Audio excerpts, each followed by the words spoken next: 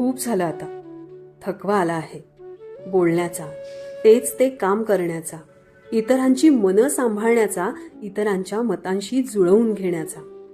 खरंच कंटाळा आला आहे. उगाच हसायचं नसताना हसण्याचा, छोट्या छोट्या गोष्टींवर उगाच रडत बसण्याचा, मनाला पटत नसणाऱ्या गोष्टींवर वाद घालण्याचा आणि वाद सोडवण्यासाठी पुन्हा संवाद साधण्याचा सुद्धा. खरंच मनापासून थकवा आला आहे या रटाळ जीवनशैलीचा.